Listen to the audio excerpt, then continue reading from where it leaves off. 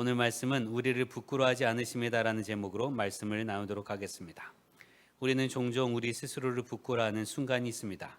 민망하다라고 표현하기도 합니다만 내가 생각했던 것과 다른 결과가 나와서 부끄러워하기도 하고요.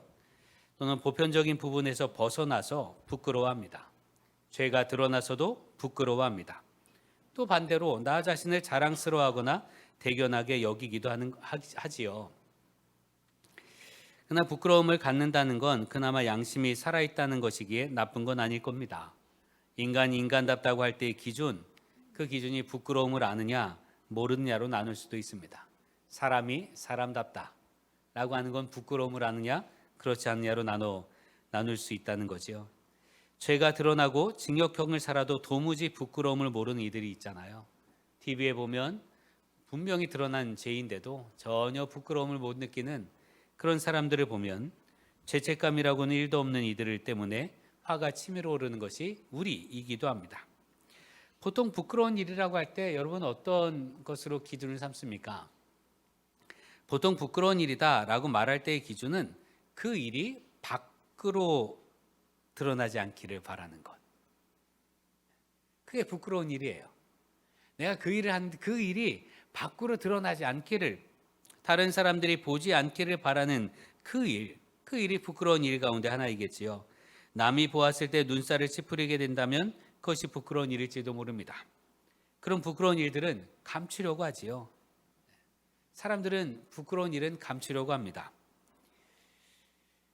지난 주간에 북한일보 감리교연합 기도회가 있었는데 거기서 설교하신 목사님의 이야기입니다. 종로 지방에서 목회를 하시는데 종로라고 하는 곳은 우리나라의 중심부잖아요. 정치 1번지이기도 하고. 근데 그 종로 안에 잘 사는 분들도 있습니다만 평창동 뭐 이런 데 말이죠. 그러나 쪽방촌이라고 있어요.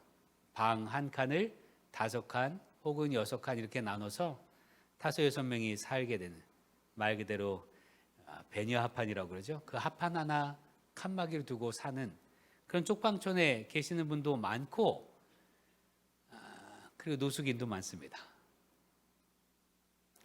근데 이 목사님이 어느 날 이 동네 사우나에 가셨는데 목사님은 현금을 냈는데 어떤 사람들은 종이를 내는 거예요. 어떤 종이. 보니까 그 종이는 노숙인들을 위해서 누군가 목욕 후원을 한 거예요. 노숙인들에게 현금을 주면 그 현금으로 알코올을 섭취하느라, 그러니까 현금을 주지 않고 노숙인의 건강 위해서, 노숙인의 건강이 문제가 되는 것 가운데 하나가 씻지 않아서이거든요. 청결하지 않으니까 또 여러 감염이 더 걸리기도 하고. 그래서 그렇게 할 수 있도록 노숙인들에게 이제 쿠폰을 준 거예요. 목욕할 수 있는 쿠폰. 그래서 이 목사님은 누군가 참 좋은 일 했다라고 생각을 했는데, 사실 더 놀라운 건 그 노숙인을 받아주는 사우나입니다. 목욕탕에서 노숙인을 받아준다는 게 대단한 용기가 필요하거든요. 여러분 아시겠지만 노숙인에게서는 사실 아주 특별한 냄새가 나잖아요. 견디기 힘든 냄새. 그러니까 견디기 힘든 냄새가 나는 그 사람들을 받아주는 사우나, 그 사람을 받아주는 목욕탕 얼마나 대단해요. 그래서 이 목사님이 들어가면서 그분들한테 인사를 했다는 게 참 대단한 일 하십니다. 정말 좋은 일 하십니다. 정말 내가 목사인데 하나님께서 크신 상을 내려주시기 기도합니다. 뭐 이러면서 들어가신 거예요. 그러고 나서 목욕이 끝났습니다. 목욕이 끝나고 이제 목사님 옷을 갈아입으려고 당신의 옷장을 딱 여는데 옷에서 그 노숙인에게서 나는 쩐내가 배었다는 거예요. 이 옷장 바로 옆에 노숙인이 있었던 거죠. 자기 옷을 벗어놓고 목욕한 거예요.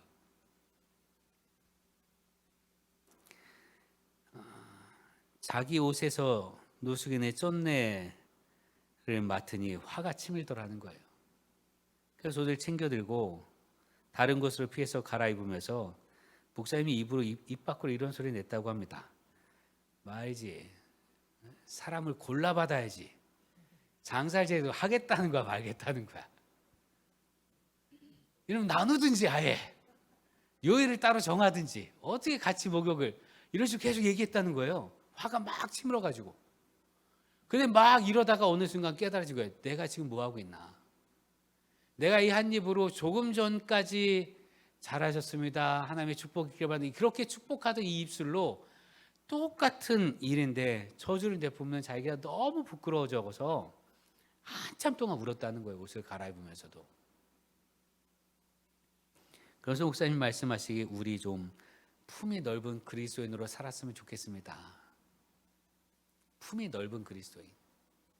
이런 사람은 안 되고 저런 사람은 안 되고 그러지 말고, 이런 사람도 괜찮고 저런 사람도 괜찮고, 그 누가 와도 괜찮은 그런 교회, 그런 그리스도인이 되기를 기도합니다. 부끄러움, 그 누구에게도 들키고 싶지 않은 일이 부끄러운 일이겠지요. 그래서 우리는 할 수 있는 대로 걸리지 않도록 다양한 방법을 쓰기도 합니다. 그렇게 해서는 다른 사람의 눈은 피할 수 있겠지요. 사람들의 눈을 피해서 할 수 있을 거 아니에요. 이 목사님의 이 고백은 사실 아무도 모르잖아요. 그냥 지나가면 되는데 당신이 깨닫는 바가 너무나 커서 함께 나눈 것이겠지요. 그래서 우리 대부분은 부끄러운 일은 말 안 하면 됩니다. 부끄러운 일은 숨어서 하면 되고요, 안 보이는 곳에서 하면 돼요. 그러면 사람의 눈은 다 피할 수 있겠죠. 그러나 우리가 예배드리는 대상이 되시는 하나님께 감출 수 있는 것이 있겠는가? 성경은 말합니다. 시편 69편 5절에 하나님이여 주는 나의 우매함을 아시오니 나의 죄가 주 앞에서 숨김이 없나이다. 감출 수 있는 것이 없습니다. 우리가 하나님 앞에 설 때마다 갖는 마음이 아마도 이것일 겁니다. 하나님 앞에 감출 수 있는 것이 없습니다. 우리의 행동만이 아니라 내가 마음속에 품은 생각도 하나님이 아시니, 그러니 우리가 하나님 앞에 설 때마다 얼마나 부끄러운 마음으로 서겠습니까? 여러분, 지난 일주일간의 여러분의 삶은 어떠했습니까? 자랑할 일이 많았습니까? 아니면 부끄러운 일들이 많았습니까? 주님 앞에서 감출 수 있는 것이 없습니다. 그래서 우리는 하나님 앞에 설 때마다 부끄러운 마음을 가질 수밖에 없습니다. 부끄럽지요. 민망하지요. 이런 내가 하나님을 찬양한다는 게 부끄럽고 민망합니다. 그렇게 쭈뼛쭈뼛 하나님 앞에 서 있는데, 그런데 하나님께서는 그 쭈뼛쭈뼛 서 있는 우리를 와락 안으시고 토닥여 주십니다. 거룩하며 선하며 의로우며 온전한 삶을 살 수 있도록 다시 새 힘을 주십니다. 우리 부끄러움은 내가 지은 일들, 내가 잘못한 일들, 내가 지은 죄 때문에만의 부끄러운 건 아니잖아요. 그 죄 때문으로만 부끄러운 게 아니라 어떤 사람은 그냥 나 자체를 부끄러워도 해요. 어떤 사람은 나이 든 것 때문에 부끄러워하고, 어떤 사람은 조금 모자란 것 때문에 부끄러워하고, 어떤 사람은 가진 것이 좀 적어서 부끄러워하고, 그렇게 부끄러워한 우리를 하나님께서는 품으시고 토닥이시며 온전케 하시는 줄 믿습니다. 오늘 이 예배가 이런저런 죄와 티를 안고 주님 앞에 선 우리, 이런저런 부끄러움 안고 살아가는 우리를 용서하시고 사랑하시며 회복시키시는 은혜의 시간이 될 줄로 믿습니다. 하나님 우리를 만드신 분이십니다. 그리고 우리를 온전케 하시는 분도 하나님이십니다. 만드신 분이 하나님이시니 우리를 고치시는 분도 하나님이십니다. 오늘 성경은 말합니다. 10절, 그러므로 만물이 그를 위하고 또한 그로 말미암은 이가 많은 아들들을 이끌어 영광에 들어가게 하신 이래 그들의 구원의 창시자를 고난을 통하여 온전하게 하심이 합당하도다. 말씀은 두 가지입니다. 하나는 하나님이 우리를 만드셨다는 것이고, 또 하나는 하나님이 우리를 온전케 하신다는 거예요. 만드신 분이 온전케 하십니다. 그럼 이 사이에는 뭐가 있겠어요? 만들었는데 문제가 생겼다는 거예요. 만들었는데 고장 났어요. 만들었는데 티가 묻었어요. 만들었는데 죄를 지었어요. 원래 만들 때는, 하나님께서 만드실 때는 가장 예쁘고 완벽하고 기뻐할 만한 존재로 심히 기뻐하실 만큼 완전하게 만드셨는데 사람이 중간에 망가뜨렸다 이거지요. 망가진 우리를 하나님 그냥 내버려 두지 아니하시고 우리를 온전케 하신다라고 말씀하십니다. 그러나 우리가 아는 것처럼 망가뜨리지 않는 것보다 망가뜨린 것을 회복하는 게 더 어렵습니다. 우리 창조세계 기후위기라고 하잖아요. 이거 망가뜨리지 않는 그거보다 이미 망가진 거 이거 되돌리는데 더 많은 에너지와 돈과 시간이 듭니다. 관계도 마찬가지입니다. 관계를 깨뜨리지 않으면 참 좋겠는데 깨진 관계를 다시 회복시키려면요 더 힘든 일이 필요하다 이거예요. 더 힘을 들여야 한다 이거죠. 아동 심리학자들 이야기하지요. 어릴 때 받은 상처가 있잖아요. 아이가 만일 그래서 아이가 나는 한 번도 사랑을 받아본 적이 없어 라고 생각을 했다면 그 아이에게 아니 넌 사랑받을 만한 존재야 라고 생각이 바뀌게 하려면 2배의 시간이 든다고 합니다. 그러니까 5년 동안 학대받았다 이거예요. 만일 예를 들어서 그럼 이 학대받은 아이가 이 5년 동안 학대받은 그 모든 상처를 치유받으려면 이 상처를 치유하려면 10년 동안 사랑하고 또 사랑해야 그 상처가 치유된다는 거예요. 여러분 잃어버린 것 망가뜨린 것 회복하는 건 더 어렵습니다. 잃어버린 하나님의 형상. 하나님께서 애초에 우리를 만드셨는데 우리가 스스로 그것을 뭉개뜨리고 회복되지 않고는 온전케 하지 않고는 살 수 없는 존재, 그런 우리를 회복시키기 위해서 온전케 하시기 위해서 하나님께서 사용하신 방법이 뭡니까? 오늘 말씀이 이렇게 가르칩니다. 많은 아들들을 이끌어 영광에 들어가게 하신 일에 그들의 구원의 창시자를 고난을 통하여 온전하게 하심이 합당하도다. 구원의 창시자를 고난 받게 해서 우리를 온전케 하신다는 거예요. 구원의 창시자, 구원의 근원이 되시는 예수 그리스도께서 고난을 당하셨습니다. 왜요? 우리를 온전케 하시려고 하나님께서 그렇게 하신 거예요. 상처 있고 때가 묻고 무너지고 찢겨진 우리를 온전하게 하시려고 예수님께서 고난을 당하셨습니다. 여러분 조금 전에 말씀드린 것처럼 보존하고 회복하는 것은 많은 대가가 필요하다고 그랬어요. 회복시키는 데는 더 많은 에너지가 듭니다. 다시 회복시키려면 더 많은 힘이 든다 이거지요. 그런데 더 많은 힘이 드는데 더 나아가서 우리는 귀중한 것일수록 더 많은 대가를 지불하잖아요. 그 물건의 가치는 어떻게 평가하는가? 그 물건을 얻기 위해서 얼마를 지불할 수 있는가? 그거에 따라 가치가 평가되는 건 아니겠습니까? 그래서 옷도 어떤 옷은 10,000원짜리 옷도 있고 어떤 옷은 1,000,000원짜리 옷도 있겠죠. 전 본 적은 없습니다만. 그렇습니다. 귀한 것일수록 비쌉니다. 귀한 것일수록 비싸요. 그래서 우리는 우리 스스로를 귀중하게 여겨야 합니다. 자살률 세계 1위 국기인 우리나라, 스스로 생명을 포기하는 건 스스로를 쓸모없는 인생이라 여기기 때문 아니겠습니까? 나 자신을 스스로 볼 때 아무것도 아니지요. 우리 나 자신 보면 스스로 보면 아무것도 아니잖아요. 실수도 많고 실수로 인한 부끄러움도 많습니다. 여러분 나를 보면 늘 떳떳하진 않잖아요. 민망한 부분이 있어요. 내 기억 속에 늘. 그런데 이런 우리를 온전케 하시려고 하나님께서 무엇을 대가로 지불하셨는가? 예수 그리스도를 대가로 지불하셨어요. 나 하나 사자고 나를 사기 위해서 하나님께서 지불하신 대가가 하나님의 독생자 예수 그리스도입니다. 그러니 여러분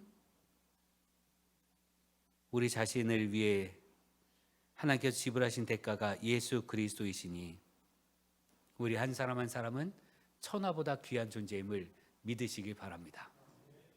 여러분 스스로 볼 때는 나는 때가 묻고 티가 묻고 이렇고 저렇고 말하겠지만 아니요, 하나님께는 천하보다 귀한 영혼이에요.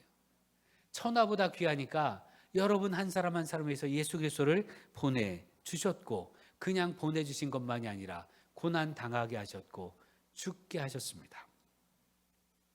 그러니 여러분 스스로를 깎아내리지 마십시오. 스스로를 미워하지 마십시오. 여러분 자신은 하나님께 고귀한 존재입니다. 그런데 우리를 회복시키는 것에 온전케 하시는 것에 예수님이 고난당하시는 걸 뭐라고 합니까? 고난을 통하여 온전하게 하심이 합당하도다. 당연하다 말합니다. 그런데 정말 당연합니까?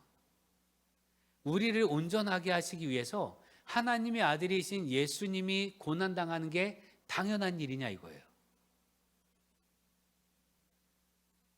아니요. 하나님의 아들, 하나님께서 고통을 당하신다는 것 자체가 모순입니다. 하나님이 고난을 당하시는 그 자체가 모순이에요. 하나님의 아들이 사람의 손에 죽임을 당하는 그 자체가 모순입니다.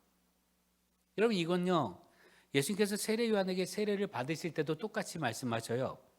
마태복음 3장 15절에 예수께서 대답하여 이르시되 이제 허락하라. 우리가 이와 같이 하여 모든 의를 이루는 것이 합당하니라. 당연하다 말씀하셔요. 세례를 베푸시는 분, 성령으로 세례를 베푸시는 분이 예수님이신데 사람에게 세례를 받는단 말이죠. 이건 모순이잖아. 있을 수 없는 일이잖아요. 그런데 주님께서는 이 일이 합당한 일이야. 이 일이 당연한 일이야 라고 말씀하십니다. 이는 결코 합당하거나 당연한 일은 아닙니다. 내가 구원받기 위해서 예수님이 죽음을 십자가를 져셔야 된다는 것, 이건 당연한 일은 아니에요. 그러나 사랑이신 하나님께서는 그것을 선택하셨습니다. 우리를 사랑하셨기 때문입니다. 시편 103편 13절에서 14절을 보면 시인이 이렇게 고백합니다. 아버지가 자식을 긍휼히 여긴같이 여호와께서는 자기를 경외하는 자를 긍휼히 여기시나니 이는 그가 우리의 체질을 아시며 우리가 단지 먼지뿐임을 기억하심이로다. 시인이 고백하길 뭐라고 고백하는가 하면 우리는 먼지뿐입니다. 아무것도 아닙니다. 바람 한번 불면 그냥 날아가 버린 인생입니다. 짧게는 대한민국의 역사 속에서 보면 반만 년이라고 하잖아요. 반만 년이라는 역사 속에서 우리 인생 얼마나 대단해요. 아무것도 아니지요. 인류 역사 전체를 본다면 수만 년에 해당되는 그 역사에 본다면 우리 아무것도 아니잖아요. 정말 아무것도 아니에요. 그런데 시인이 뭐라고 고백합니까? 우리가 단지 먼지뿐임을 기억하신 하나님께서는 자기를 경외하는 자를 긍휼히 여기신다는 거예요. 아버지가 자식을 긍휼히 여긴 같이 그렇게 긍휼히 여기신다 말씀하십니다. 이게 어떤 의미입니까? 여러분 만일 자녀 가운데 자녀가 어느 음식에 있어서 알러지가 있잖아요. 그럼 부모는 어떻게 합니까?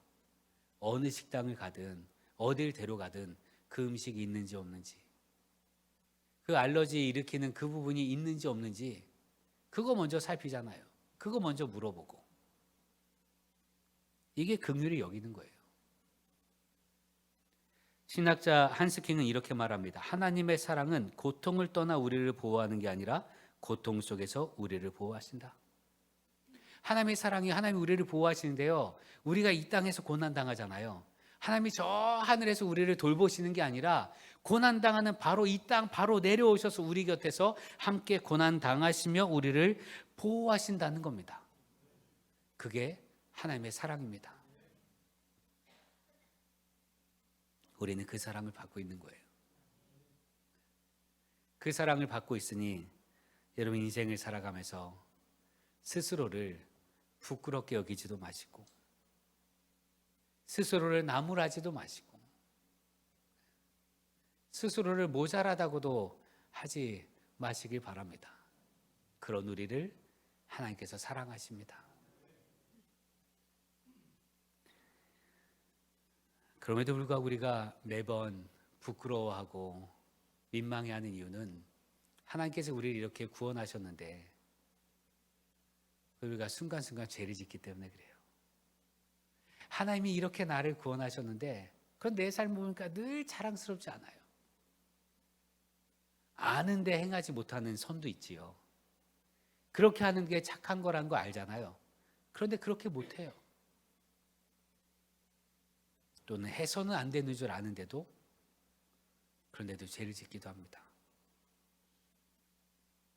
그러니 우리는 이렇게 저렇게 때가 묻게 되지요. 선지자 호세아의 아내가 되었고 아이도 낳았지만 다른 남자에게로 갔던 고멜과도 같습니다. 이런 우리를 하나님께서 어떻게 다시 일으켜 세워주시는지 스가랴 3장에 나타나고 있는데 스가랴 3장을 보면 여호수아 대제사장이 주님의 천사 앞에 있습니다. 여호수아 대제사장이 주님의 천사 앞에 있고 그 한편엔 사탄이 있습니다. 그를 고소합니다. 하나님께서 저 사람을 인정하시지만 보십시오. 그가 얼마나 쓸모없는 인생인지, 그가 얼마나 회복 불가능한 인생인지 보십시오. 이렇게 사탄이 고소할 때 주님께서 말씀하십니다. 스가랴 3장 2절에 여호와께서 사탄에게 이르시되 사탄아 여호와께서 너를 책망하노라. 예루살렘을 택한 여호와께서 너를 책망하노라. 이는 불에서 꺼낸 그슬린 나무가 아니냐. 여러분, 사탄은요 여호수아 대제사장을 보고 불에서 끄슬린, 그러니까 타다 말았으니까 쓸모없는 것으로 지적을 하는데, 하나님 뭐라고 하십니까? 야, 불에 그슬린 타다만, 그러니 얼마나 안타까운가 하면서 그를 이렇게 세우시는 거예요. 불에서 꺼낸 그슬린 나무, 장작 같은 존재라도 하나님께 사랑하시는 존재임을 말씀하십니다. 도리어 불에서 끄슬렸으니 더 안타까워하시며 불쌍히 여기시며 긍휼히 여기시며 그를 이렇게 세우십니다. 그리고 이렇게 말씀하십니다. 스가랴 3장 4절에 여호수아에게 이르시되 내가 내 죄악을 제거하여 버렸으니 내게 아름다운 옷을 입히리라. 사탄은 여호수아 제사장의 때가 묻은 것, 죄가 묻은 것, 이런 부분을 지적하는데 하나님께서는 그것을 제하여 주시고 여호수아의 가능성을 보시는 거예요. 우리도 마찬가지입니다. 오늘 성경 가르칩니다. 11절에 거룩하게 하시는 이와 거룩하게 함을 입은 자들이 다 한 근원에서 난지라. 그러므로 형제라 부르시기를 부끄러워하지 아니하시고. 거룩하게 하는 분은 누굽니까? 예수님이십니다. 거룩하게 함을 입은 사람들은 누굽니까? 우리입니다. 예수님은 하나님 아버지께 속하여 계시죠. 우리도 예수 그리스도 통해서 하나님 아버지께 속한 존재가 되었습니다. 그래서 예수님께서 우리를 형제라 부르기를 부끄러워하지 아니하신다. 성경의 말씀입니다. 주님이 부끄러워하지 않으십니다. 주님께서 우리를 부끄러워하지 않으십니다. 그러나 여러분 스스로도 스스로를 부끄러워하지 마시길 바랍니다. 더 나아가서 우리 자신을 포기하지도 마십시오. 부끄러워하지도 말고 포기하지도 말고 있는 그대로 그 삶을 살아가는 우리 되기를 기도합니다. 여러분, 우리 삶이 매번 부끄럽기만 하겠어요? 자랑스러울 때도 있잖아요. 내가 내 믿음을 보니까 어제보다 나은 믿음이야, 이렇게 자랑스럽기도 하잖아요. 예를 들면 한 번도 주방 일을 안 하다가 교회에서 20년 30년 신앙생활하는 동안 한 번도 그런 일 안 하다가 그런 일 한 번 하면 얼마나 자랑스러워요. 그러니까 어제보다 나아진 오늘 믿음 때문에 감사한 여러분 되길 바랍니다. 여러분의 믿음이 어제보다 나아졌으니 감사하십시오. 이게 하나님의 은혜입니다. 혹여 어제보다 떨어진 믿음인 것 같습니까? 내가 전에는 늘 예배하는 자리에 있었고, 늘 맨 앞에서 예배하고, 늘 먼저 기도하고, 늘 먼저 찬양하고, 늘 먼저 모든 일에 헌신했는데 혹여 지금 그렇지 못합니까? 그렇다 할지라도 용기를 잃지 마십시오. 하나님께서 여러분을 일으켜 세워주십니다. 하나님께서 우리를 포기하지 않으십니다. 주님께서 우리를 부끄러워하지 않으시니 넘어졌다 할지라도 다시 일어서시고, 믿음의 길을 걷고 있다면 더 담대히 더 큰 보폭으로 걷는 여러분 되기를 주의 이름으로 축원합니다. 기도하겠습니다. 사랑의 하나님, 독생자 예수 그리스도를 희생시키실 만큼 우리를 사랑하시니 감사드립니다. 우리 그 사랑을 받고 있으니 우리 자신을 부끄럽게 여기지 않게 하옵소서.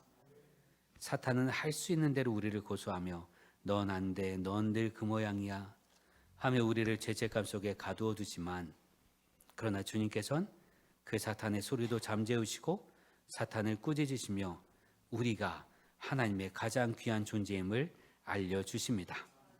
하니 그 음성 들을 때마다 일어서게 하여 주옵소서. 그 크신 은혜 안에 있으니 우리 오늘 다시 힘을 내게 하시고 주님의 자녀로 살아가는 데 있어서 힘써 믿음을 지키게 하여 주옵소서. 예수님의 이름으로 기도합니다. 아멘.